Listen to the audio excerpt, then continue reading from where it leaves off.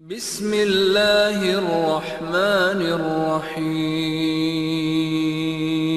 ان الحمد للہ نحمده ونستعینه ونستغفره ونعوذ باللہ من شرور انفسنا ومن سیئات اعمالنا من يهده الله فلا مضل له ومن يضلل فلا هادي له واشهد ان لا اله الا الله وحده لا شريك له وأشهد أن محمدًا عبده ورسوله أما بعد فإن خير الحديث كتاب الله وخير الهدي هدي محمد صلى الله عليه وعلى آله وسلم وشر الأمور محدثاتها وكل محدثة بدعة وكل بدعة ضلالة وكل ضلالة في النار. قال الله تبارك وتعالى ظهر الفساد في البر والبحر بما كسبت أيدي الناس لیذیقہم بعض الذی عملوا لعلہم یرجعون. قابل قدر ہم سب کے مربی امیر صوبائی جمعیت اہل حدیث ممبئی فضیلۃ الشیخ عبدالسلام السلفی المدنی حفظہ اللہ، جماعت و جمعیت کے ذمہ داران، مسجد حسن کے ذمہ داران، قریب و بعید سے آئے ہوئے میرے محترم دینی بھائیوں، نوجوان ساتھی اور قابل احترام ماں بہن، آج کی ہماری اس گفتگو کا عنوان ہے بگاڑ، اسباب اور علاج. بگاڑ مطلق بتایا گیا ہے، کسی خاص ناحیے سے گھر کا بگاڑ، نوجوانوں کا بگاڑ، ازدواجی زندگی کا بگاڑ، عقیدے یا عمل کا بگاڑ، اس میں کوئی قید نہیں. اس اعتبار سے ایک بہت بڑا عنوان ہے، لیکن کچھ باتیں اس عنوان کے تحت جو اہم باتیں ہیں وہ دیکھی جا سکتی ہیں، کیونکہ ساری باتوں کا احاطہ کرنا اتنے وقت میں ایک بہت ہی مشکل کام ہے، اور ساری باتوں کا احاطہ کرنا ویسے بھی مشکل کام ہے. قرآن کریم میں اللہ رب العالمین نے بگاڑ کے بارے میں جب بیان کیا تو فرمایا ظہر الفساد فی البر والبحر بما کسبت ایدی الناس. خشکی میں، تری میں، زمین پر، دریاؤں، سمندروں میں بگاڑ آ گیا، فساد برپا ہو گیا. بما کسبت ایدی الناس، لوگوں کی کمائی کے نتیجے میں، لوگوں کے برے اعمال کے نتیجے میں. لیذیقہم بعض الذی عملوا لعلہم یرجعون. یہ بگاڑ، یہ فساد، یہ نقصان، یہ تکلیف، یہ مصیبتیں اس لیے آئی ہیں تاکہ ہم انہیں ان کے بعض برے اعمال کے بدلے اس کا مزہ چکھائیں، ان کی بدعملی کا ان کو مزہ چکھائیں. لعلہم یرجعون، تاکہ وہ واپس لوٹ آئیں. اس آیت میں بتایا گیا ہے کہ مصیبت کا تعلق معصیت سے. دنیا میں بگاڑ، جب زمین پر بگاڑ آتا ہے تو لوگوں کے اعمال کے بگاڑ کا نتیجہ ہوتا ہے. جب اعمال بگڑتے ہیں، جب انسان کے اعمال میں بگاڑ، فساد، گمراہی پیدا ہوتی ہے، گناہ اس کی زندگی میں آتے ہیں، تو زمین پر جب بگاڑ آتا ہے تو آسمان سے اس کے نتیجے میں عذاب، مصیبت اور سزا آتی ہے. اور یہ جو سزا ہے یہ دنیوی سزا ہوتی ہے، جس میں ایک خیر کا پہلو بھی ہوتا ہے، کیونکہ اخروی سزا انسان کے لیے ہلاکت اور بربادی ہے. لیکن دنیوی سزا، دنیا میں برے حالات، مصیبتیں، ایک اعتبار سے اس کا اچھا پہلو یہ ہوتا ہے کہ انسان اپنی غفلت سے جاگتا ہے اور اللہ کی طرف دوڑتا ہے. اسی لیے اللہ تعالیٰ نے فرمایا کہ خشکی میں، تری میں فساد برپا ہو گیا لوگوں کی بدعملی کے نتیجے میں. تو پھر ہم ان کو بھی ان کے برے اعمال کے نتیجے میں سزا دیتے ہیں، ان کے برے اعمال کا مزہ ان کو سزا کی شکل میں چکھاتے ہیں. لیکن مقصد کیا ہے؟ لعلہم یرجعون، تاکہ وہ لوٹ آئیں. تو دنیا میں مصیبتیں آنے کے بعد بھی ایک موقع باقی رہتا ہے کہ انسان اپنے بگاڑ کی اصلاح کرے وہ اللہ تعالیٰ سے دور جانے کی بجائے اللہ کی طرف دوڑے، کیونکہ انسان کے مسائل کا حل انسان کے پاس نہیں، انسان کے مسائل کا حل اللہ کے پاس۔ چاہے انسان کتنی غلطی کر بیٹھے، اگر وہ اللہ تعالیٰ سے توبہ کرے، ماضی پر استغفار کرے، مستقبل کے لیے اچھی زندگی کا عزم کرے اور اپنے حال کی اصلاح کر کے ٹھیک ٹھاک ہو جائے، تو اللہ تعالیٰ اس کے حالات بھی بدلتا ہے۔ انسان اگر اپنا حال بدلے تو اللہ تعالیٰ اس کے حالات بدلتا ہے۔ حالات کے بدلاؤ کے لیے حالت میں بدلاؤ لانا پڑتا ہے۔ اسی لیے اللہ تعالیٰ نے قرآن کریم میں فرمایا ان اللہ لا یغیر ما بقوم حتی یغیروا ما بانفسہم۔ اللہ تعالیٰ کسی قوم کے حالات کو نہیں بدلتا جب تک کہ وہ خود اپنی حالت کو نہ بدل لے۔ یہ مثبت انداز میں بھی ہے، منفی انداز میں بھی ہے۔ اس کا منفی پہلو یہ ہے، اور اسی سیاق میں آیت آئی ہے، کہ اللہ تعالیٰ یوں ہی کسی پر مصیبتیں نہیں ڈالتا، یوں ہی کسی کو سزا نہیں دیتا ہے کہ بے قصور ہو اور اللہ سزا دے۔ اللہ تعالیٰ ظلم نہیں کرتا ہے۔ ان اللہ لا یظلم مثقال ذرہ، اللہ ذرہ برابر بھی ظلم نہیں کرتا ہے کہ کوئی سزا کا مستحق نہ ہو، قصوروار نہ ہو اور اللہ اس کو سزا دے، اللہ اس کو عذاب دے، نہ دنیا میں نہ آخرت میں۔ لیکن اگر اعمال میں بگاڑ ہو، اگر حالات کا بگاڑ ہے تو اس کا سبب ہوتا ہے کہ انسان کے اعمال میں بگاڑ ہوتا ہے۔ جب تک کہ وہ اپنے اچھے حال کو بگاڑ نہ لے، اللہ تعالیٰ بھی اس کے اچھے حالات کو بگاڑتا نہیں ہے۔ لہٰذا اس سے ایک بات معلوم یہ ہوتی ہے کہ بگاڑ، اگر انسان کی زندگی میں بگاڑ ہے تو زمین پہ بگاڑ آئے گا۔ اللہ تعالیٰ نے زمین کے بگاڑ کو دلوں کے بگاڑ کے ساتھ، زندگی اور اعمال کے بگاڑ کے ساتھ جوڑا ہے، کہ زمین پر برے حالات کیوں آتے ہیں، مصیبتیں پریشانیاں کیوں آتی ہیں۔ ایک بڑی وجہ اس کی یہ ہوتی ہے کہ انسان ایسے اسباب پیدا کرتا ہے کہ اللہ تعالیٰ اس کو اس کے بدلے میں سزا دیتا ہے۔ گناہ، عقیدے کا بگاڑ، عبادات میں بگاڑ، اخلاق کا بگاڑ، معاشی زندگی میں بگاڑ، حلال و حرام کے بارے میں لاپرواہی، بے حیائی، سنت کی بجائے بدعات،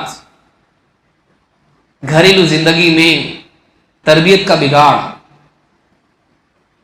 کئی اعتبار سے انسان کی زندگی میں جب بگاڑ آتا ہے اور یہ بڑھتے بڑھتے بڑھ جاتا ہے تو پھر اللہ تعالیٰ کی طرف سے بھی سزا آتی ہے۔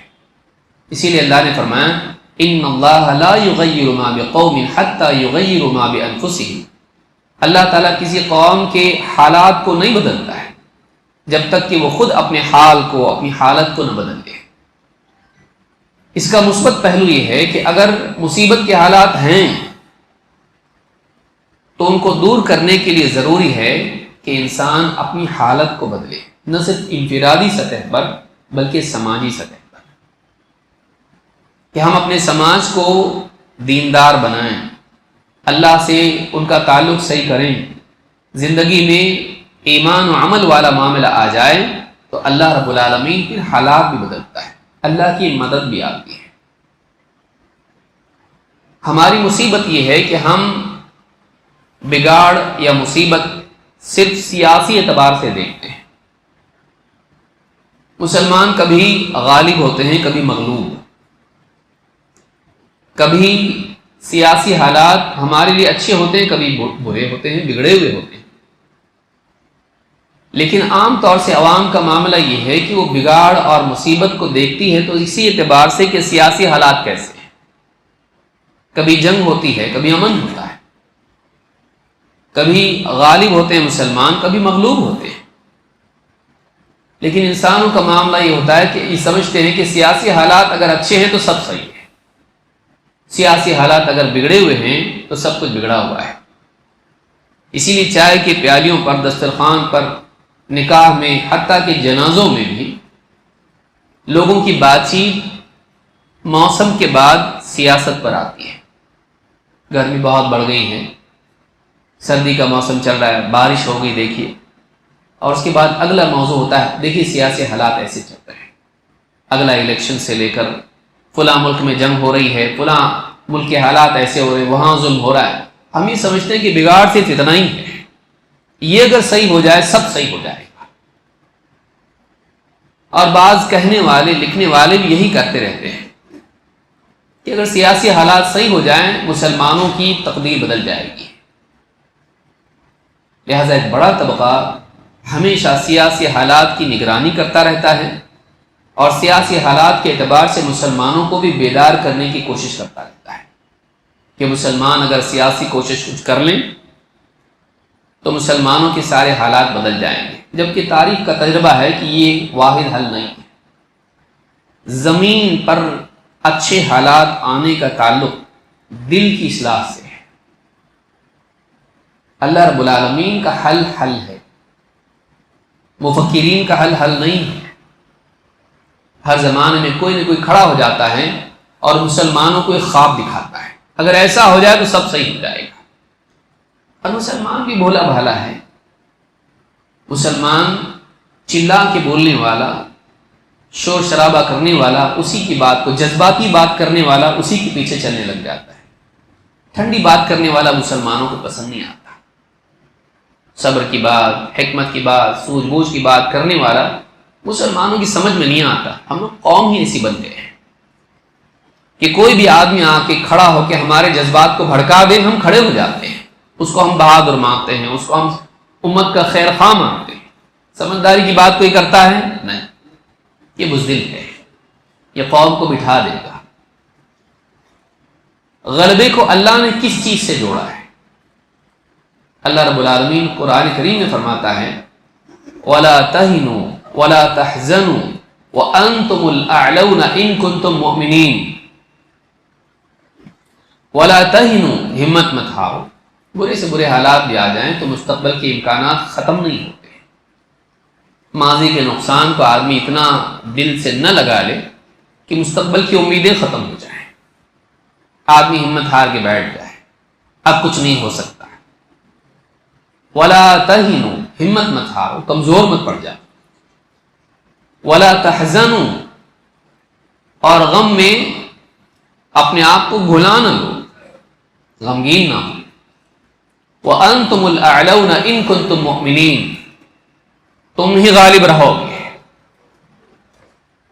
وَأَنْتُمُ الْأَعْلَوْنَ، یہاں پر انتم کو پہلے رکھ، تم ہی غالب رہو گے. لیکن شرط کیا ہے؟ اللہ تعالیٰ نے یہ بتایا تمہارے پاس ٹیکنالوجی ہونا چاہیے، تمہارے پاس اچھی فوج ہونا چاہیے، تمہارے پاس سیاست و اقتدار تمہارے ہاتھ میں ہونا چاہیے، تمہارے پاس پیسہ ہونا چاہیے، تمہارے پاس مین پاور ہونا چاہیے، میجورٹی تم نے ہونا چاہیے. اللہ نے کسی چیز کو بیان نہیں کیا. خارجی حالات کے سدھار اور غلبے کا تعلق اللہ تعالیٰ نے داخلی حالات سے کیا ہے، اس پر اس کا مدار رکھا ہے کہ تم ہی غالب رہو گے. شرط یہ ہے کہ تم ایمان والے ہو. معلوم ہے کہ زمین کے معاملات کو اللہ تعالیٰ نے دل کے معاملات سے جوڑا ہے، کیونکہ ایمان آدمی کے پاس ہونا چاہیے. لیکن اگر علماء یہ کہیں کہ بھائی اس وقت میں کرنے کا کام ہے کہ امت کے عقائد کی اصلاح ہوئی، سب سے اہم کام ہے، آپ لوگ تو بس یہی درس و تدریس کرتے رہو، عقیدہ عقیدہ عقیدہ، امت مر جائے گی آپ عقیدہ ہی کرتے رہو گے. دنیا کے حالات دیکھیے کہاں جا رہے ہیں اور آپ بولے اپنا عقیدہ صحیح کرو. کیا ہم مسلمان نہیں ہیں؟ کیا ہم اللہ کو نہیں مانتے؟ کیا ہم اسلام کو حق نہیں مانتے؟ اب کیا عقیدے کی ضرورت ہے؟ تو یہ جو آیت ہے یہ مکہ میں نازل ہوئی ہے، یہ مشرکین کے لیے ہے، یہ مسلمانوں کے لیے ہے. اللہ تعالیٰ نے کیوں بیان کیا؟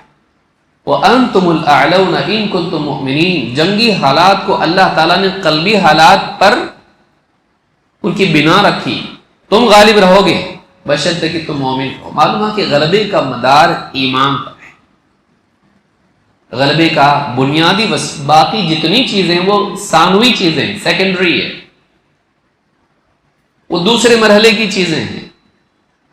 یہی اگر نہ ہو تو بعد کی چیزیں کچھ کام کی نہیں. جیسے آج ہم مسجد میں بیٹھے ہیں، پنکھا چل رہا ہے، روشنی ہے، اے سی چل رہا ہے، اگر کرنٹ ہی نہ ہو تو آپ دنیا کا سب سے اچھا پنکھا لگا لیجیے، سب سے اچھا اے سی لگا لیجیے، بہترین آپ بلب لگا دیجیے، نہ روشنی ہوگی نہ ہوا ہوگی۔ کیوں؟ کرنٹ ہی نہیں ہے، فیوز اڑ گیا ہے، الیکٹریسٹی اگر نہیں ہے، جو کہ دکھائی نہیں دیتی ہے۔ پنکھا دکھائی دیتا ہے، اے سی دکھائی دیتا ہے، بلب دکھائی دیتا ہے، لیکن کرنٹ دکھائی نہیں دیتا ہے۔ وہ اگر نہ ہو تو یہ ساری چیزیں بہترین ہو کے بھی کچھ کام کی نہیں چل سکتی، یہ ہمارے حق میں مفید ثابت نہیں ہو سکتی۔ علماء جانتے ہیں، مفکرین نہیں جانتے۔ علماء قرآن و سنت کا علم رکھتے ہیں، وہ اللہ والی بات جانتے ہیں۔ مفکرین، فلاسفرز، پروفیسر حضرات، وہ کبھی جرمنی کا حال دیکھتے ہیں، کبھی فرانس کا، کبھی امریکہ کا، کبھی کسی اور کا۔ وہ حالات ویسے دیکھتے ہیں جیسے دنیوی اعتبار سے ہیں، سائنسی اعتبار سے ہے، سیاسی اعتبار سے، لیکن حل تو وہ ہے جو اللہ کی طرف سے آئے۔ قُلْ إِنَّ هُدَى اللَّهِ هُوَ الْهُدَى، اے نبی آپ کہیے رہنمائی تو وہ ہے جو اللہ کی طرف سے رہنمائی ہے، گائیڈنس وہ ہے، سولوشن وہ ہے جو اللہ دے۔ اسی لیے بدقسمتی یہ ہے کہ مسلمان عام طور سے کبھی اس کے پیچھے امید لگائے بھاگتے ہیں، اور قوم اور امت اور ملت وہی کی وہی رہتی جہاں کل تھی، بلکہ بعض اوقات اس سے بھی پیچھے چلی جاتی ہے۔ پھر گڑھے میں سے نکالنے کے لیے کہ نئے سرے سے کھنڈر کو صاف کرنا پڑتا ہے۔ پہلے گھر تھا، آج کھنڈر ہو جاتا ہے، پھر نئے سرے سے کھنڈر کا ملبہ ہٹاؤ، پھر نئی بنیادیں کھودو اور نیا گھر بناؤ، پھر سے امت اور 50 سال پیچھے چلی جاتی ہے۔ لیکن ہم ویسا نہیں سوچ پاتے ہیں جیسا سوچنا ہے۔ تو یاد رکھیں، بگاڑ صرف یہ نہیں ہے کہ سیاسی حالات بگڑے ہیں، بگاڑ پہلے دل کی زمین پر آتا ہے، اس کے بعد اس زمین پر آتا ہے۔ اگر ہم اپنے دلوں کی اصلاح کریں تو وہاں سے صحیح حل شروع ہوتا ہے، وہاں سے صحیح سدھار آ سکتا ہے۔ جیسے قرآن کی آیت میں بتایا گیا کہ زمین خشکی میں، تری میں بگاڑا ہے لوگوں کی کرتوت کے نتیجے میں، لیکن اعمال کیسے بگڑتے ہیں؟ اللہ کے رسول صلی اللہ علیہ وسلم کیا فرماتے ہیں؟ الا ان فی الجسد مضغہ اذا صلحت صلح الجسد کلہ واذا فسدت فسد الجسد کلہ الا وہی القلب۔ لیجیے، اللہ کے نبی صلی اللہ علیہ وسلم نے حل بتایا۔ خبردار، آدمی کے جسم میں ایک گوشت کا ٹکڑا ہے، اگر وہ صحیح ہو جائے اس کا سارا جسم صحیح چلتا ہے، اگر اسی میں بگاڑ آ جائے تو جسم میں بھی بگاڑ آتا ہے، جسم غلط کام کرنے لگتا ہے، آنکھیں غلط دیکھتی ہیں، کان غلط سنتے ہیں، زبان غلط بولتی ہے، ہاتھ غلط چلتے ہیں، قدم غلط راستے پر چلتے ہیں۔ اس ایک ٹکڑے میں اگر بگاڑ آ جائے پورے جسم کے پارٹس غلط چلنے لگتے ہیں، اللہ کی مرضی کے خلاف، اللہ کی پسند کے خلاف، ان میں بگاڑ آ جاتا ہے۔ بگاڑ ہے کیا؟ بگاڑ یہ نہیں کہ ہڈی ٹوٹ جائے، بگاڑ یہ نہیں کہ انسان کی آنکھیں چلی جائیں، اس کی بینائی کمزور ہو جائے، سننے نہیں آ رہا، یہ اصل بگاڑ یہ نہیں ہے۔ اصل بگاڑ یہ ہے کہ انسان کے کان، اس کی آنکھ، اس کی زبان، اس کے ہاتھ پاؤں، بلکہ اس کا پورا جسم اللہ کے حکم کے خلاف چلنے لگے۔ پوری کائنات اللہ کے حکم کے مطابق چلتی ہے، بگاڑ نہیں ہے، لیکن انسانی زندگی میں بگاڑ ہے۔ کیوں؟ اس لیے کہ وہ اللہ کے حکم کے مطابق نہیں چلتا ہے، آزاد چلتا ہے، منمانی کرتا ہے، شیطان کی ترغیبات پہ چلتا ہے، گمراہ لوگوں کی گمراہ کن باتوں کے پیچھے چلتا ہے۔ آدمی کے جسم میں گوشت کا ایک ٹکڑا ہے، اگر وہ صحیح ہو جائے جسم صحیح ہو جاتا ہے، اگر وہ بگڑ جائے جسم بگڑ جاتا ہے۔ الا وہی القلب، اور ہاں وہ جو ٹکڑا ہے وہ آدمی کا دل ہے۔ معلوم ہے کہ زمین کے حالات میں سدھار لانے کے لیے اعمال کا سدھار لانا ضروری ہے، اور اعمال کا سدھار لانے کے لیے دل کا سدھار لانا ضروری ہے، اور سارے نبی اسی سدھار کے لیے آتے ہیں۔ فاتقوا اللہ واطیعون، اللہ سے ڈرو، اللہ سے ڈرو اور میری مانو۔ انبیاء اس دعوت کے ساتھ آتے ہیں۔ فَفِرُّوا إِلَى اللَّهِ إِنِّي لَكُم مِّنْهُ نَذِيرٌ مُّبِينٌ، دوڑو اللہ کی طرف، میں اللہ کی طرف سے تمہیں خبردار کرنے کے لیے آیا ہوں۔ انسان کی بھلائی وہاں سے شروع ہوتی ہے جب اس کی دوڑ اپنے رب کی طرف ہوتی ہے۔ قُلْ هَٰذِهِ سَبِيلِي أَدْعُو إِلَى اللَّهِ عَلَىٰ بَصِيرَةٍ أَنَا وَمَنِ اتَّبَعَنِي وَسُبْحَانَ اللَّهِ وَمَا أَنَا مِنَ الْمُشْرِكِينَ۔ اے نبی آپ علانیہ لوگوں کو بتا دیں، هَٰذِهِ سَبِيلِي، یہ میرا راستہ ہے، یہ میرا دائمی وظیفہ ہے، یہ میری زندگی کا مقصد ہے۔ هَٰذِهِ سَبِيلِي أَدْعُو إِلَى اللَّهِ، میں اللہ کی طرف بلاتا ہوں۔ کس چیز کی طرف بلاتا ہوں؟ میں لوگوں کو اللہ کی طرف بلاتا ہوں، اللہ کی توحید کی طرف، ایک اللہ کی عبادت کی طرف، علی بصیرت، بصیرت کے ساتھ، دلائل کے ساتھ، سوجھ بوجھ کے ساتھ، حکمت کے ساتھ۔ انا ومن اتبعنی، میں بھی اور میری اتباع کرنے والی، میں بھی اور میری اتباع کرنے والی، نبی صلی اللہ علیہ وسلم بھی اور آپ کے وارثین علماء، ان کی زندگی کا دائمی وظیفہ یہ ہوتا ہے۔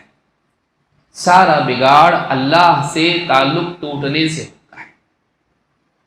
سب سے بڑا بگاڑ یہ ہے کہ یہ بگاڑ نہیں ہے، مسلمانوں کی حکومت چلے گی بگاڑ ہے، زمین میں فساد ہو گیا، جنگ ہو رہی بگاڑ ہے، اور ایک بندے کا اپنے رب سے تعلق ٹوٹ جائے یہ بگاڑ نہیں، یہ سب سے بڑا بگاڑ ہے۔ کیوں؟ اس لیے کہ زندگی کے مقصد کا بگاڑ ہے، لیکن کوئی اس کو بگاڑ کی صورت میں دیکھتا، کوئی یہ نہیں سمجھتا ہے کہ یہ اصل بگاڑ ہے۔ وَمَا خَلَقْتُ الْجِنَّ وَالْإِنسَ إِلَّا لِيَعْبُدُونِ، میں نے جنات کو اور انسانوں کو صرف اسی لیے پیدا کیا ہے کہ وہ میری عبادت کریں، کسی اور کی نہیں۔ آج فلاں ملک میں ایسا ہو رہا ہے، مسلمانوں پر ظلم ہو رہا ہے، فلاں ملک میں مسلمانوں کے معاشی حالات خراب ہیں، ہمارے اپنے ملک میں ایسا اور ایسا ہو رہا ہے۔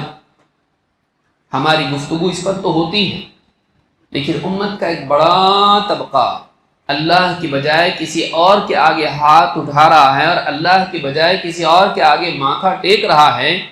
ہمارے ذہن میں یہ بگاڑ ہے ایسا نہیں آتا، یہ خود ہمارے ذہن کا بگاڑ ہے کہ ہم اس کو بگاڑ کی شکل میں نہیں دیکھتے، اس کو پرابلم سمجھ کے اس کے حل کے لیے فکر مند نہیں ہوتے۔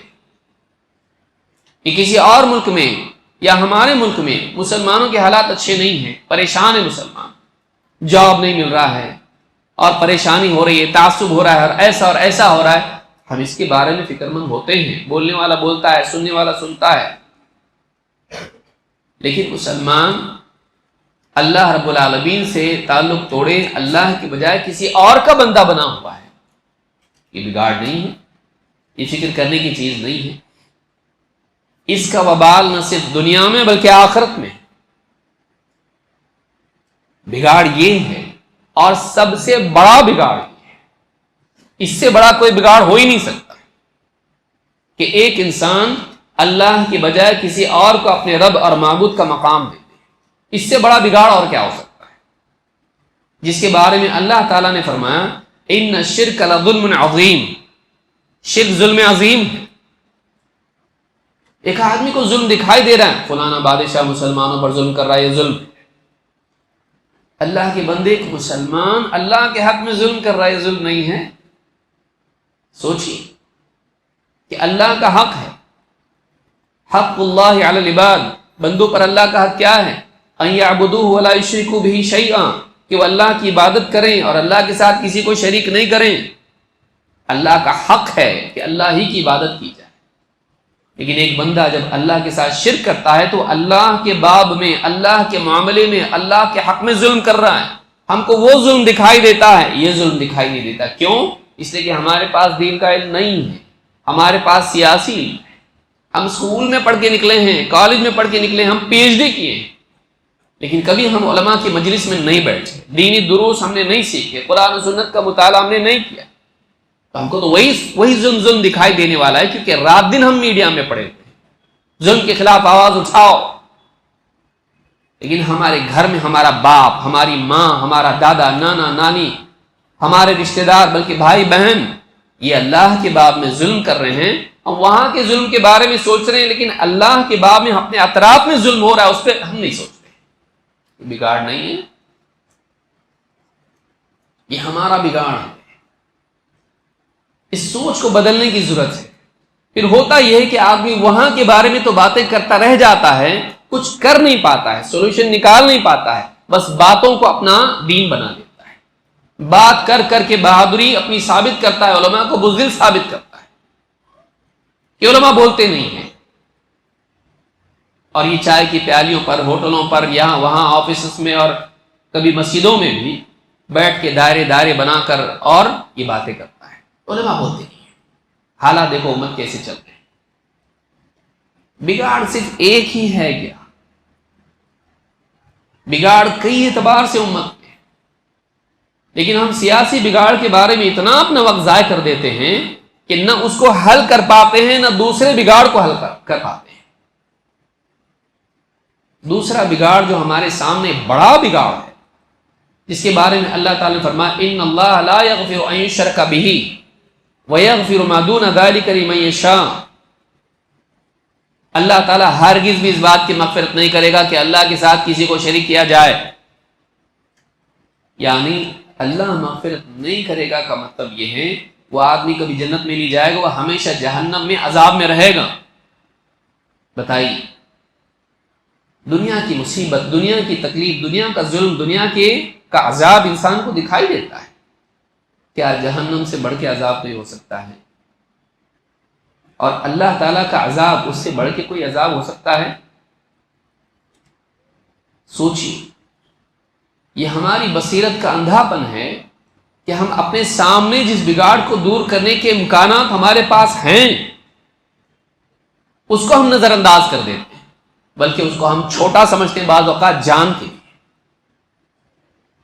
اور وہ جو بگاڑ، وہ جو مسائل امت کے ہیں سیاسی خاص طور سے، میں اسی لیے کہہ رہا ہوں کیونکہ یہ حالات بھی ایسے ہیں، ہر آدمی بولنے لگ جاتا ہے، اور ہم نے بولنے ہی کو اپنا عمل بنا لیا ہے۔ ہم بولیں تو بس کر لیا، ہم نے سب کچھ حل ہو گیا۔ بیٹھ کے ہم لوگ اگر بات کریں سیاسی مسائل پر، ہم نے کر لیا، حق ادا کر لیا۔ ہم اپنے دل کو جھوٹی تسلی دیتے ہیں، کم سے کم ہم بول تو رہے ہیں۔ بولنے سے کیا ہوتا ہے؟ بھوکے آدمی کو آپ بولیں ہاں آپ بھوکے ہیں اور ہاں کھانا بہت اچھا ہوتا ہے اور محنت کرنا چاہیے، کھانا پکانا چاہیے، بھوک مٹے گی اس کی۔ صرف بول کے چلتا ہے نہیں، لیکن ہم نے بولنے کو بدل بنا دیا۔ جس میدان میں کرنے کا امکان کھلا ہوا ہے کہ ایک آدمی کو شرک سے بچایا جائے، اس کو اللہ کے ساتھ جوڑا جائے، اس کو اللہ کی عبادت توحید کی اہمیت سمجھائی جائے، کہاں ہم کو خود معلوم نہیں ہوتا ہے، خود ہم کو معلوم نہیں ہوتا ہے۔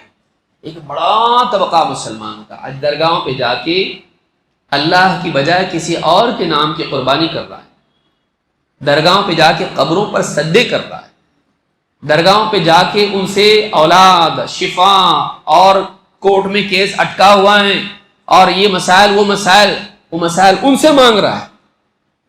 بڑا طبقہ ہے، چھوٹا نہیں ہے، اتنا کم نہیں کہ اس کو ہم نظر انداز کرتے ہیں۔ ایک بھی ہو تو نظر انداز نہ کیا جائے۔ بات یہ ہے کہ ایک بڑا طبقہ مسلمانوں کا ایسا، اس کو دین سمجھے، اولیاء کی محبت کے نام پر اس نے اللہ کے ساتھ شرک کو اپنے لیے حلال کر لیا ہے۔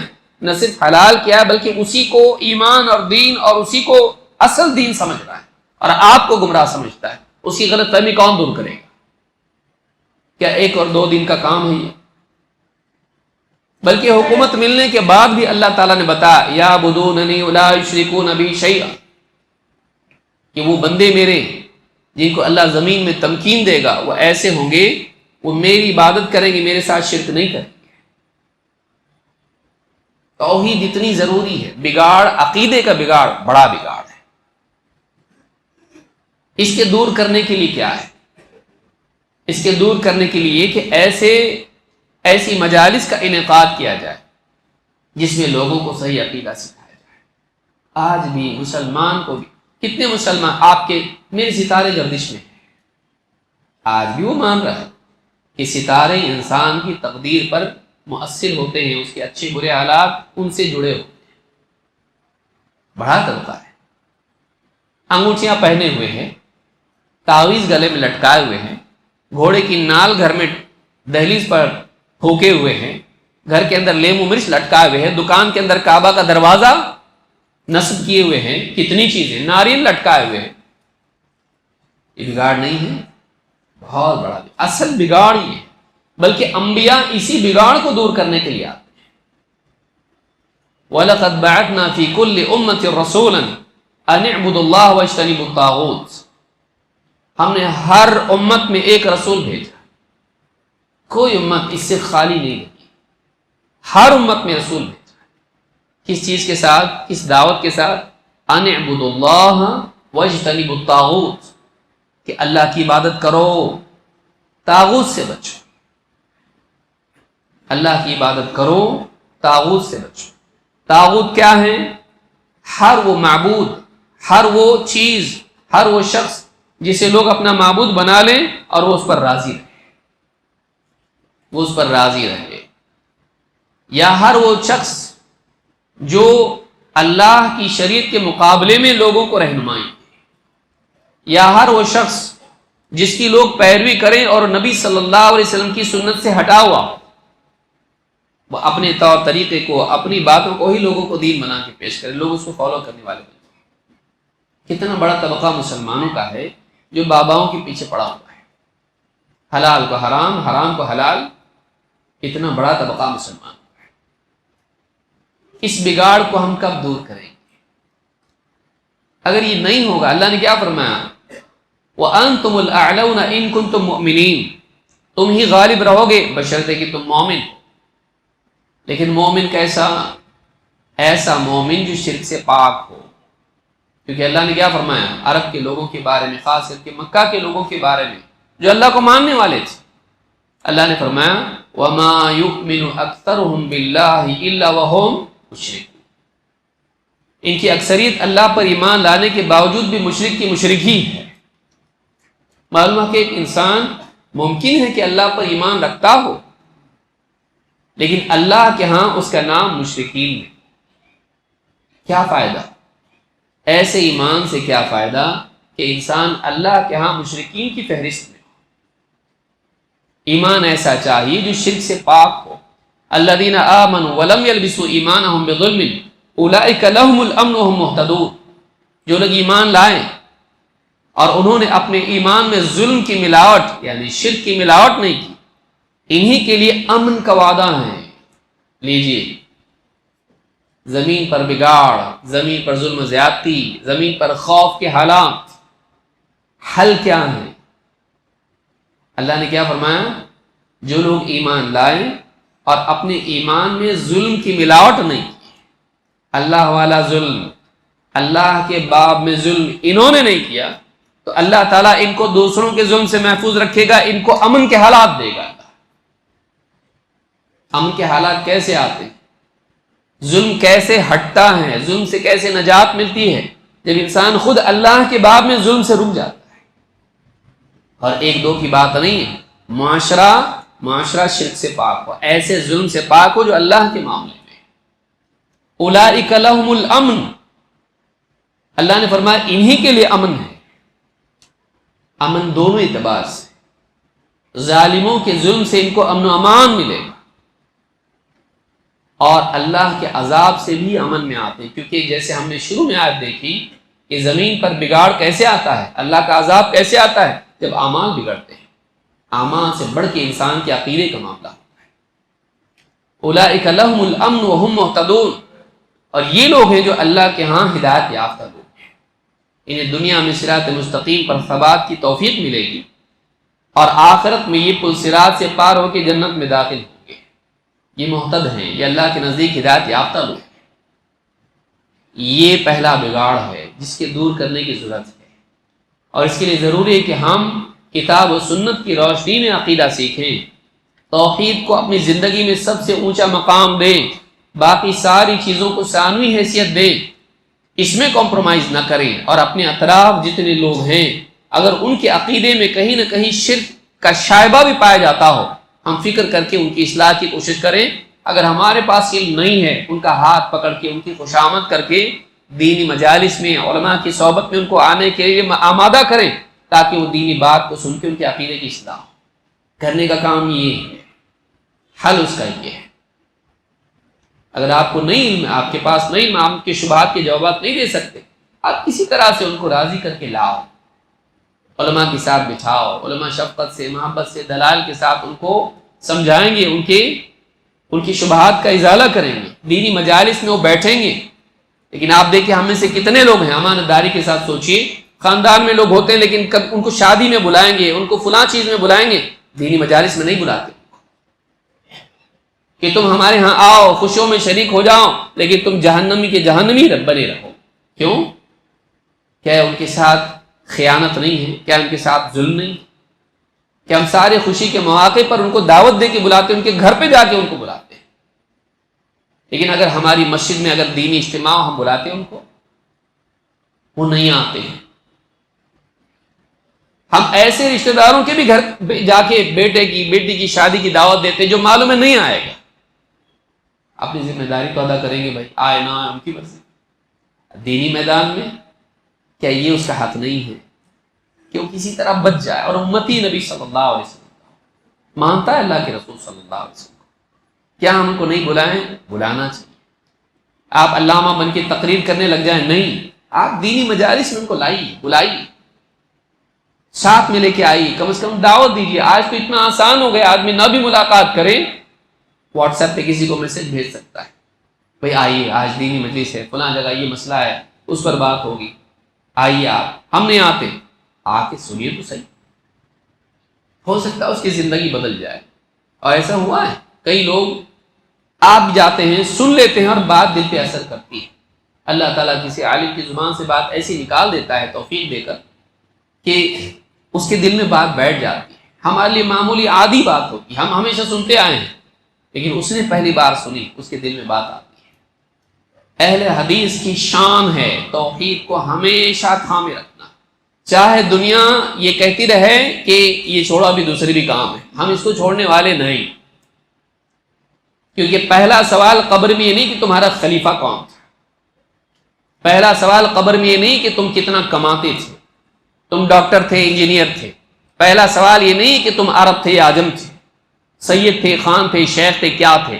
پہلا سوال ہے کہ من ربک، تیرا رب کون؟ اور ابو داؤد کی حدیث میں ما کنت تعبد، کس کی عبادت کرتا تھا، کس کی عبادت کرتا تھا؟ پہلا سوال وہ ہے، اس کی تیاری کیا ہے؟ اہل حدیث آج امت کی اس بارے میں تیاری کر رہا ہے۔ تو جب جائے گا فرشتے پوچھیں گے، ڈانٹ ڈپٹ کے اٹھا دیں گے تجھ کو، جب کفن میں لپٹا ہوگا سارے رشتہ دار تیرا ساتھ چھوڑ دیں گے، ہاتھ جھاڑ کے قبر پر سے نکل جائیں گے، مٹی ڈالیں گے اور اپنے اپنے گھروں میں جا کے کھائیں گے، پیئیں گے، لوٹ سو جائیں گے۔ تب تو اکیلا ہوگا، تنہا ہوگا، تیرے کوئی پرسان حال نہیں ہوگا اس وقت۔ تب دو فرشتے تیرے پاس آئیں گے، اب ختم ہوگی دنیا کی زندگی، اب کوئی نہیں، اب تو ہے، تیرے اعمال ہیں، تیرا عقیدہ ہے۔ اب پہلا سوال تجھ سے پوچھا جائے گا، تیری پوری زندگی کا حاصل، تو نے اپنی زندگی میں رب اور معبود کا مقام کس کو دیا تھا؟ تیرا عقیدہ صحیح تھا کہ نہیں تھا؟ ما کنت تعبد، کس کا بندہ بنا رہا تھا، کس کی عبادت کرتا تھا؟ یہ جو علماء ہیں آپ کو عقیدہ جو کر رہے ہیں، آپ کے خیر خواہ ہیں، کیونکہ آپ کو اس پہلے مرحلے میں کیونکہ عثمان بن عفان رضی اللہ تعالیٰ عنہ قبر پر کھڑے ہوتے دفن کے بعد میں بہت روتے ہیں۔ لوگوں نے پوچھا جنت کا تذکرہ آتا ہے، جہنم کا تذکرہ آتا ہے، آپ کو ایسا ہم روتے ہوئے نہیں دیکھتے جیسا قبر کے معاملے میں آپ کا معاملہ۔ کہا میں نے اللہ کے نبی صلی اللہ علیہ وسلم سے سنا کہ قبر آخرت کی منازل میں پہلی منزل ہے، جو اس میں نجات پا گیا آگے کے مرحلے اس کے لیے آسان ہیں، جو اس میں فیل ہو گیا، اس میں پھنس گیا، اس میں نجات نہیں پا سکا، آگے کے مراحل اس سے زیادہ دشواری والے ہیں۔ قبر میں جواب دینا ہے سب سے پہلے، تیرا رب کون، تیرا معبود کون، کس کی عبادت کرتا تھا؟ یہ تربیت دینا نوجوان بعض اوقات حکومت پہ بولیے، حالات حاضرہ پر بولیے، یہ کیا ہے؟ توحید توحید توحید۔ حالات حاضرہ قبر میں پوچھے نہیں جائیں گے، قبر میں پوچھا جائے گا تو کس کی عبادت کرتا تھا، توحید پوچھی جائے گی۔ اس لیے جو آدمی توحید کے باب میں ناقدری کرے بڑا بدقسمت انسان، اس کو سمجھنے کی ضرورت ہے۔ یہ سب سے بڑا بگاڑ ہے، اس سے بڑا کوئی بگاڑ نہیں ہے۔ اگر ہوتا تو انبیاء سب سے پہلے اس کی اصلاح کرتے، سارے نبی سب سے پہلے عقیدے کی اصلاح کرتے تھے۔ اس کو یاد رکھیں، یہ پہلا بگاڑ ہے۔ اس کے لیے تربیت کی ضرورت ہے، سیکھنے کی ضرورت ہے، گھر میں اپنی اولاد کو سکھانے کی ضرورت ہے۔ ان کا عقیدہ صحیح ہو، بیوی کا عقیدہ صحیح ہو، ماں باپ کا عقیدہ صحیح ہو، بھائی بہن کا عقیدہ صحیح ہو، متعلقین ہمارے ساتھ اٹھنے بیٹھنے والے دوست احباب، ان کا عقیدہ صحیح ہو۔ عقیدہ سب سے پہلے توحید۔ نمبر 2 بدعات، یہ ایک بڑا بگاڑ ہے۔ کامیابی نجات رسول اکرم صلی اللہ علیہ وسلم کی سنت کی اتباع میں، اللہ کی محبت سنت کی اتباع میں۔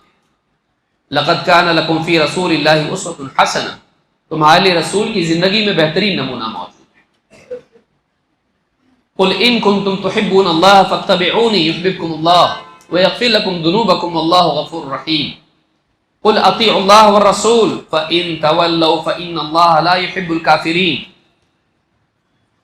اے نبی آپ کہیے اگر واقعی تم اللہ سے محبت کرتے ہو تو میری اتباع کرو، اللہ بھی تم سے محبت کرے گا، اور اتنا ہی نہیں بلکہ تمہارے گناہوں کی بھی مغفرت کرے گا، اور بڑا غفور الرحیم ہے۔ اور نبی یہ بھی بتا دو اللہ کی مانو، رسول کی مانو، اور اگر یہ پیٹ پھیر کے نکل جاتے ہیں مانتے نہیں ہیں تو اللہ کافروں کو پسند نہیں کرتا ہے۔ جو اللہ اور اس کے رسول کی نہیں مانے اللہ نے اس کو کافر قرار دیا ہے۔ جو اللہ اور اس کے رسول کی بات کا ماننے سے انکار کر دے، چاہے ایک ہی بات کیوں نہ ہو، ایسا آدمی اسلام کے دائرے سے نکل جاتا ہے۔ تو 2 چیزیں زندگی میں آئیں، ایک اللہ اور اس کے رسول کے حکم کی فرما برداری، جو بولا وہ کرنا۔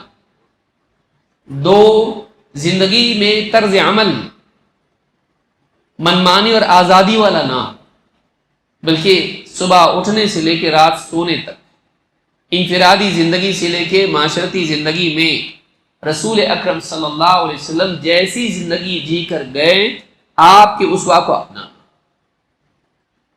عقیدے میں، عبادات میں، آپسی تعلقات میں، اخلاق میں، ان چیزوں کو اپنانا جو رسول اکرم صلی اللہ علیہ وسلم سے ہم کو ملتا ہے۔ دین کے معاملے میں منمانی نہیں کرنا۔ ایک ہے آزادی، ایک ہے دوسری غلامی، ان کے بیچ میں اتباع ہے۔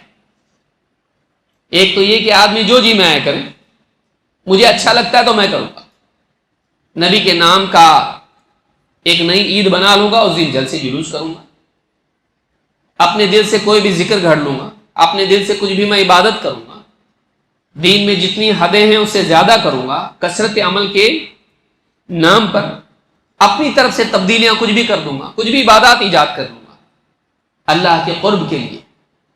ایک یہ طریقہ ہے آزادی والا۔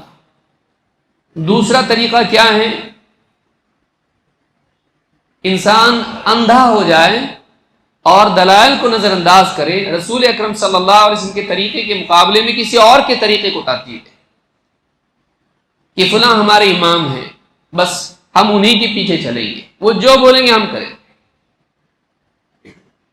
ائمہ کرام کا احترام، اولیاء کا احترام اہل حدیث کے ہاں بھی ہے، نہیں ایسا نہیں، بشرطے کہ وہ ولی واقعی متقی پرہیزگار کوئی ایسا انسان ہو جو امت مانتی آئی، اور ائمہ کرام ائمہ اربع ہو یا ان کے علاوہ ہو، ان کی دینی خدمات کا اعتراف بھی اہل حدیث کے نزدیک ہے، اس میں کوئی شک نہیں۔ آپ کتابیں دیکھ لیں، خطابات سن لیں، لیکن نبی کریم صلی اللہ علیہ وسلم کی سنت کے مقابلے میں کسی اور کے فتوے اور کسی اور کے عمل کو ترجیح دینا، یہ نبی کی شان میں بھی ایک اعتبار سے گستاخی ہے۔ اللہ کے نبی صلی اللہ علیہ وسلم فرماتے ہیں لو بدا لکم موسیٰ فاتبعتموہ وترکتمونی لضللتم عن سواء السبیل ولو کان حیا وادرک نبوتی ما حل له الا ان یتبعنی۔ اگر آج موسیٰ علیہ السلام بھی ظاہر ہو جاتے اور تم مجھے چھوڑ کے ان کے پیچھے لگ جاتے، ان کے پیچھے چلنے لگ جاتے، ان کی پیروی کرنے لگ جاتے، لضللتم عن سواء السبیل، تو تم صراط مستقیم سے بھٹک جاتے۔ وَلَوْ كَانَ حَيًّا وَأَدْرَكَ نُبُوَّتِي، اور اگر خود موسیٰ علیہ السلام بھی آج زندہ ہوتے اور میری نبوت پاتے، ما حل له الا ان يتبعنی، اور بعض روایات میں ما وسعه الا اتباعی، ان کے لیے بھی میری اتباع کرنے کے سوا اور کوئی چیز حلال نہیں ہوتی، ان کے لیے گنجائش نہیں ہوتی مگر یہ کہ بس وہ میری اتباع کریں۔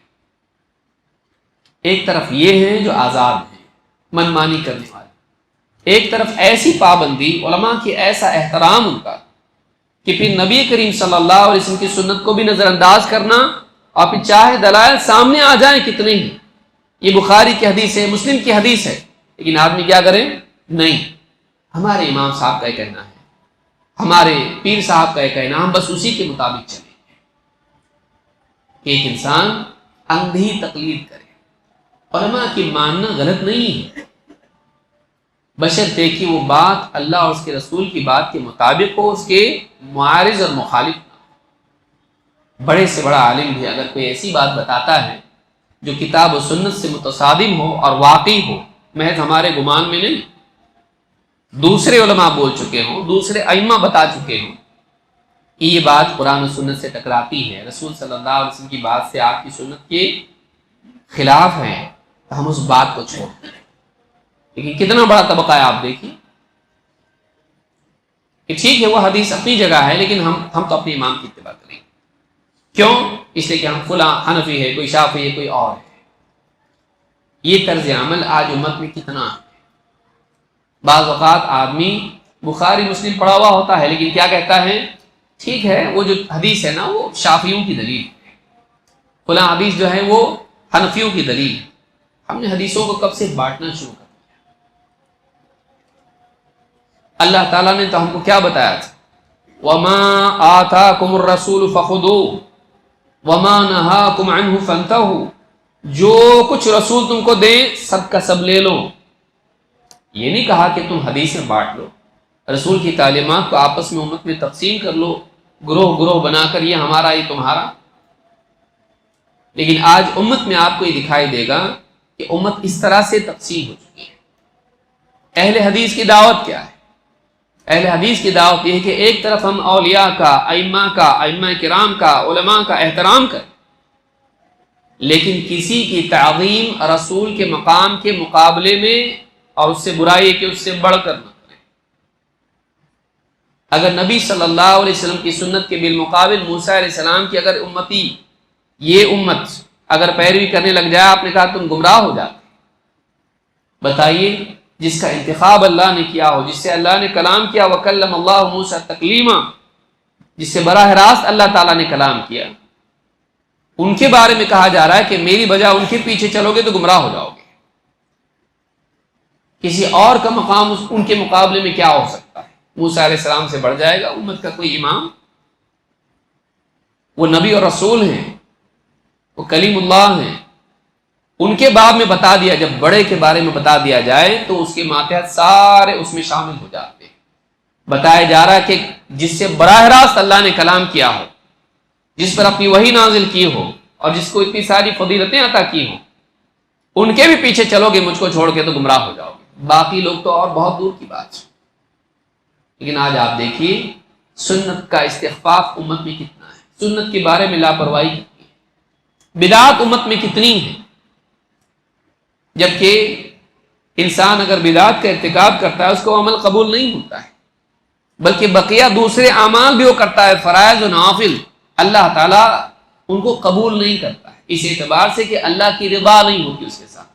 اس سے فریضہ ثابت تو ہو جاتا ہے علماء نے کہا، لیکن اللہ تعالیٰ اس سے خوش نہیں ہوتا ہے، اس سے فریضہ ثابت ہوتا ہے بس، وہ قبول رضا اس کو نہیں ہوتی ہے، قبول اجزا ہو جاتا ہے، عمل چلا گیا، ہو گیا بس، لیکن اللہ راضی نہیں اس سے۔ بلکہ قیامت کے دن اللہ کے نبی صلی اللہ علیہ وسلم فرماتے ہیں انا فرطکم علی الحوض، میں تم میں سب سے پہلے حوض کوثر پر پہنچ کے سب تیاری کروں گا۔ قافلے میں، ریگستان میں جو آگے جا کر کسی نخلستان میں اتر کے وہاں پہ سارا سیٹنگ جس کو ہم کہتے ہیں ترتیب بناتا ہے آنے والوں کے لیے، اس کو فرط کہتے ہیں۔ انا فرطکم علی الحوض، میں حوض کوثر پر تمہارا فرط ہوں، پہلے پہنچ کے سب کچھ تیار کروں گا، مہیا کروں گا، ساری چیزیں معاملہ درست کروں گا۔ اور آپ نے فرمایا فمن وردہ شرب منہ، جو حوض کوثر پر آئے گا اسے اس کا پانی پینا نصیب ہوگا۔ ومن شرب منہ لم یظمأ بعدہ ابدا، اور جو حوض کوثر سے پیے گا اس کے بعد وہ کبھی کبھی پیاسا نہیں ہوگا۔ پھر آپ نے فرمایا لا یرد علی اقوام اعرفهم ویعرفونی، کچھ لوگ حوض کوثر پر آنے کی کوشش کریں گے، میں انہیں پہچانوں گا، وہ مجھے پہچانتے ہوں گے، لیکن آپ نے فرمایا ثم یحال بینی وبینہم، لیکن میرے اور ان کے درمیان فرشتے حائل ہو جائیں گے، رکاوٹ بن جائیں گے۔ فاقول انہم منی، میں کہوں گا یہ تو میرے امتی ہیں، میرے ہیں، امتی امتی، یہ میرے لوگ ہیں، کیونکہ آپ ان کے چہروں سے اور وضو کے اعضاء سے ان کو پہچان لیں گے کہ یہ میری، دوسری حدیث میں مسلم کی آیا ہے کہ پہچانیں گے کیسے آپ، ان کے چہرے اور ان کے وضو کے آثار سے آپ ان کو پہچانیں گے، جس امت کی شان ہوگی، خاص ان کی صفت ہوگی۔ تو آپ نے فرمایا میں کہوں گا میرے ہیں، میرے امتی ہیں۔ فرشتے کیا کہیں گے؟ فرشتے کہیں گے انک لا تدری ما بدلوا بعدک، آپ کو نہیں معلوم آپ کے بعد انہوں نے کیا کیا تبدیلیاں کر دی۔ اس میں دو قسم کے لوگ علماء نے کہا شامل ہوں گے، ایک تو وہ جنہوں نے اپنے دین میں بگاڑ پیدا کر دیا، دوسرے وہ جنہوں نے اللہ کے دین میں اضافے کیے۔ اسی لیے حافظ ابن عبد البر رحمہ اللہ فرماتے ہیں کہ اس میں وہ سارے لوگ، الاستذکار میں انہوں نے بات کہی ہے، اس میں وہ سارے بدعتی فرقے آتے ہیں جنہوں نے دین میں بدعت ایجاد کی اور انہوں نے نام بھی گنائے فرقوں۔ معلوم ہے کہ بدعتی کو حوض کوثر سے دھتکارا جائے گا، بدعتی کو حوض کوثر سے دھتکارا جائے گا۔ ایک بخاری مسلم کی حدیث ہے، جس نے اللہ کے دین میں تبدیلی کر دی، یہ بگاڑ نہیں ہے، یہ فساد نہیں ہے، اس کی فکر کی ضرورت نہیں کہ ایک امتی کو نبی دھتکار دے۔ آپ کیا کہیں گے اس کے بعد؟ آپ کہیں گے سحقن سحقن لمن غیر بعدی لمن بدل بعدی، دوری ہو اس کے لیے جو جس نے دین میں میرے بعد تبدیلیاں کر دی۔ رحمت للعالمین اپنے امتی کو دھتکاریں گے۔ آپ شروع میں کہہ رہے تھے یہ میرا ہے، بعد میں آپ اس سے اپنا تعلق توڑ کے اس کو دھتکار دیں گے، دوری ہو اس کے لیے جس نے میرے بعد تبدیلی کر دی۔ کیا ہم چاہتے ہیں کہ ہمارے متعلقین دھتکارے جائیں؟ یہ فکر کرنے کی چیز نہیں ہے، یہ بربادی نہیں ہے، یہ بگاڑ نہیں ہے، اس کی اصلاح کی ضرورت نہیں ہے کہ ایسا بگاڑ کہ خود نبی کو دھتکار دے۔ آج یہ حالت امت میں کتنے بڑے طبقے میں، کتنی عبادات کا آپ معاملہ دیکھیں سنت سے ہٹ کے ان میں بدعت آ چکی۔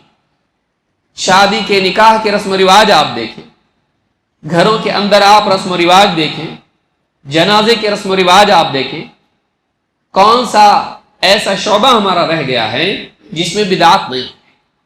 اور ایک دو کا معاملہ ہے، ایک بڑا طبقہ مسلمانوں کا ایسا۔ آج لوگ کہتے ہیں حدیث بس یہی ایک کتاب و سنت کی اتباع کرو، توحید اپنی صحیح کر لو، اسی میں لگے ہوئے ہیں۔ بڑے بڑے مسائل بھی تو امت کے ہیں،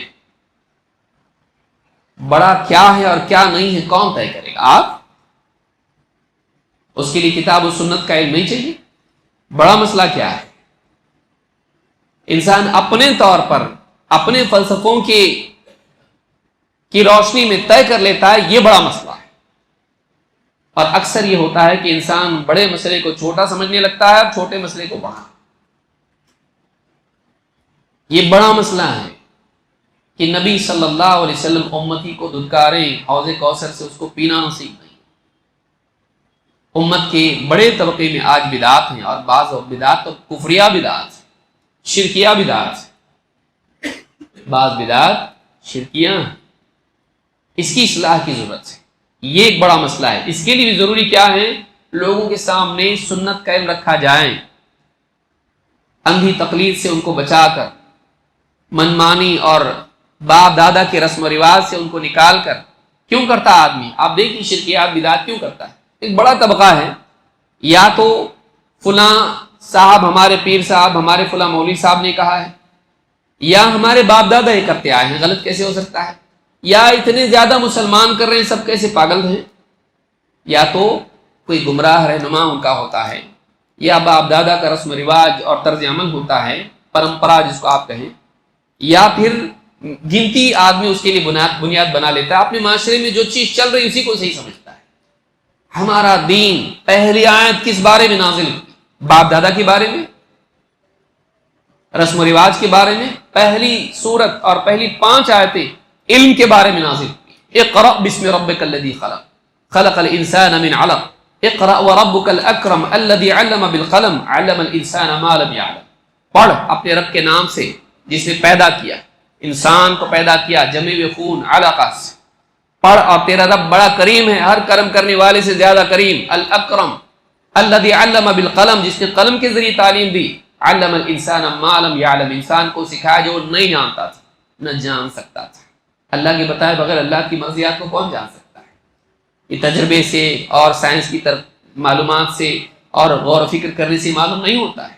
جب تک اللہ نہ بتائے اللہ کو کیا پسند ہے بندہ نہیں جان سکتا ہے، کیا صحیح ہے کیا غلط ہے بندہ نہیں جان سکتا ہے جب تک کہ اللہ نہ بتائے۔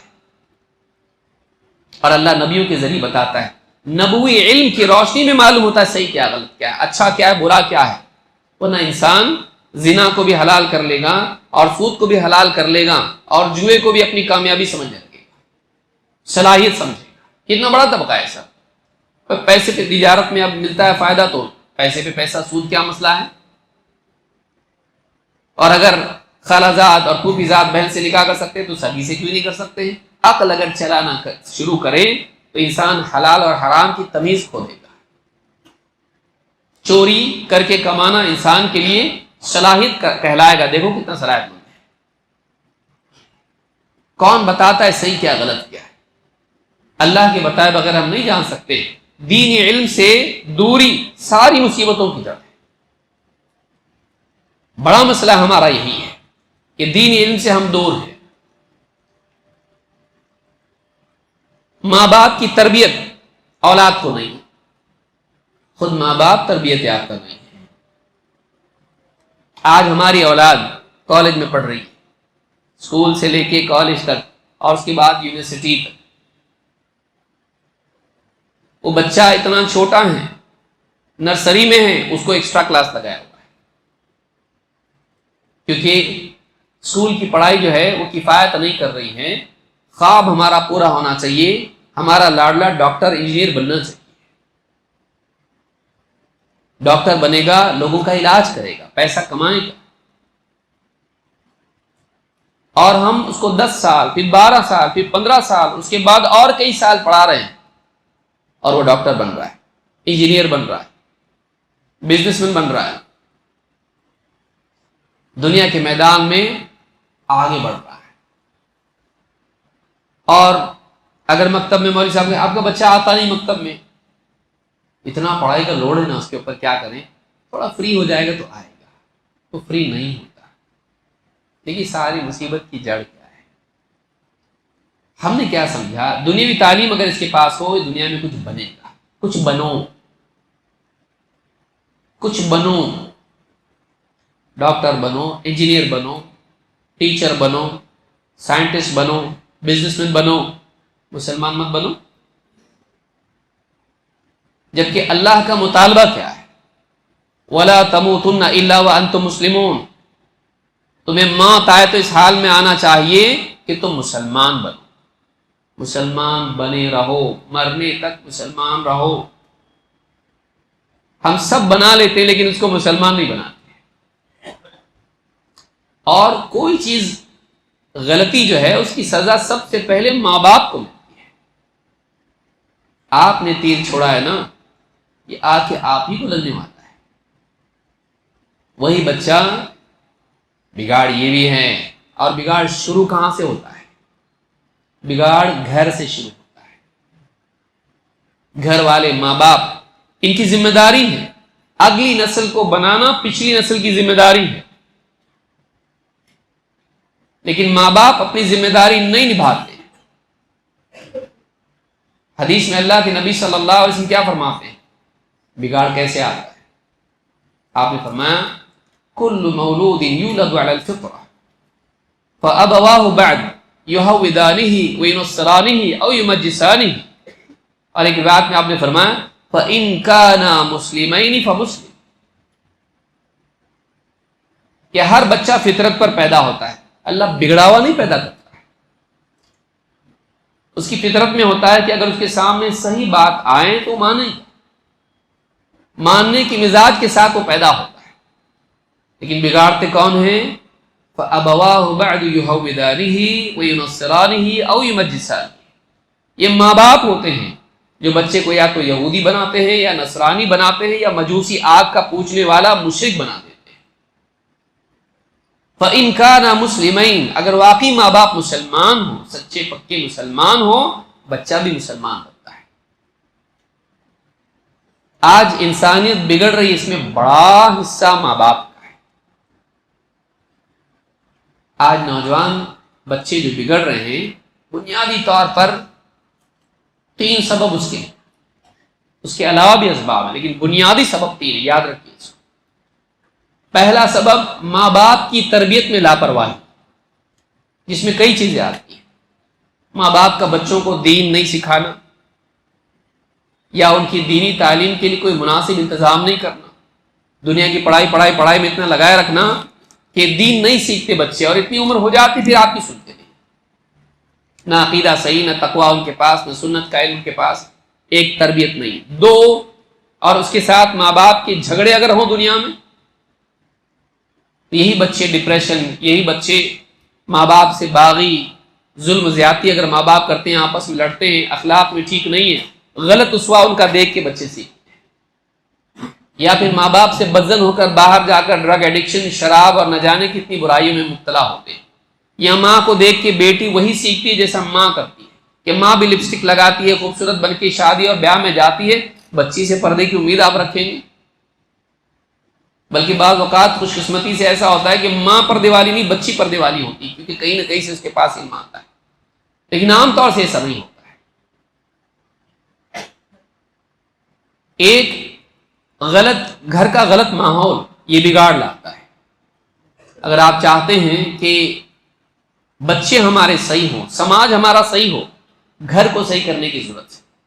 تعلیم و تربیت، اچھا جینا، ماں باپ اچھے جئیں، محبت کے ساتھ، اخلاق کے ساتھ، اسلامی اصولوں کے ساتھ جئیں، بچوں کے ساتھ شفقت کا سلوک کریں، لیکن ایسی محبت نہیں جس میں تربیت نہ ہو، جس میں ڈسپلن نہ ہو، لاڑ پیار میں ان کو اتنا بگاڑ دینا نہیں، ان کو ڈسپلن بنایا جائے۔ ایک بگاڑ اس سے آتا ہے اگر یہ نہ ہو۔ نمبر 2، بری صحبت، باہر بچہ جا رہا ہے، غلط دوستوں میں ہوتا ہے، غلط کالج کی لڑکیاں ہیں، ایک لڑکی کے ساتھ اگر دوسری لڑکی رہتی ہے، اگر وہ لڑکی افیئر میں مبتلا ہے، وہ بھی اس کو افیئر میں مبتلا کرتی ہے، کہ غلط تعلقات۔ لڑکا ہے اگر ڈرگ ایڈکشن میں ہے، وہ دوسرے کو بھی سگریٹ پلائے گا، ڈرگ بھی پلائے گا۔ بری صحبت یہ بگاڑ کا سبب ہے۔ تیسرا، موبائل فون، کہ یہ نہیں پہنچتا ہے تو برائیاں اس تک پہنچتی ہیں۔ یہ کمرے میں ہے لیکن ساری دنیا کی گندگی گھر میں آپ کے آ رہی ہے، اور ہر انسان اپنے اپنے کمرے میں ریلز دیکھ رہا ہے، کوئی کچھ اور دیکھ رہا ہے، اور ایک کے بعد ایک۔ آپ کیا سمجھتے ہیں جو چیز آپ کے سامنے آئے وہ آپ پر اثر نہیں ڈالتی ہے؟ آدمی جو دیکھتا ہے اس کے دل پہ اثر پڑتا ہے، جو سنتا ہے اس کے دل پہ اثر پڑتا ہے، ہر چیز کا اثر پڑتا ہے۔ اور آج تو اتنی ریسرچ سامنے آ رہی کہ ہر دن کچھ نہ کچھ سامنے آ رہا ہے۔ ماں اگر کچن میں ہے، اگر کام کرنا ہے تو بچے کو موبائل فون لے لے، وہ کیا دیکھ رہا ہے کیا نہیں دیکھ رہا ہے کوئی پرواہ نہیں۔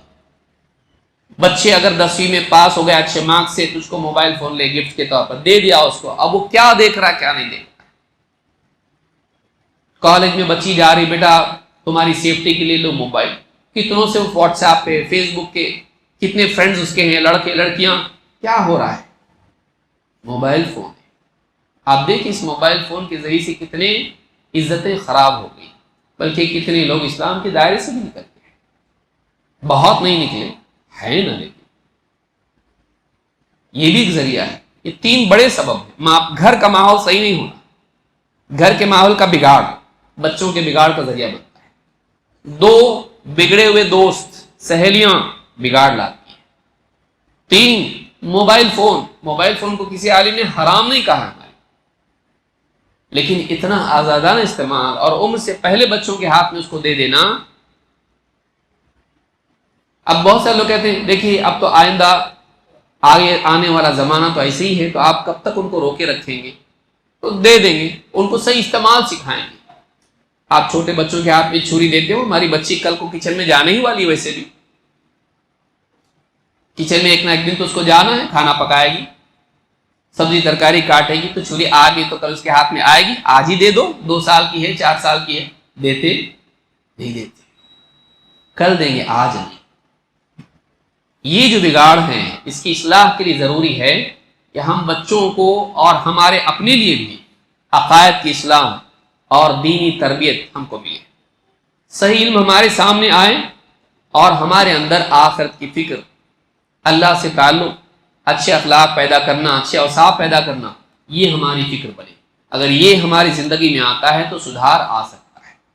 باتیں بہت زیادہ ہیں لیکن یہ بنیادی باتیں کچھ تھیں جو میں نے مناسب سمجھی، اور اس ماحول میں بھی خاص طور سے کہ ہم بہت سارے بگاڑ کے بارے میں بات کر رہے ہیں، لیکن دھیرے دھیرے کیا ہو جاتا ہے کہ پھر اصل بگاڑ جو عقیدے کا بگاڑ اور اتباع کے باب میں بگاڑ اور گھروں کے حالات کی بگاڑ، بچوں کی تربیت کا بگاڑ، اس بارے میں لوگ بے فکر ہو جاتے ہیں. شروعات یہاں سے کرنے کی ضرورت ہے. اللہ رب العالمین ہم سب کو سمجھ عطا فرمائیں. میں سمجھتا ہوں وقت ہو گیا ہے.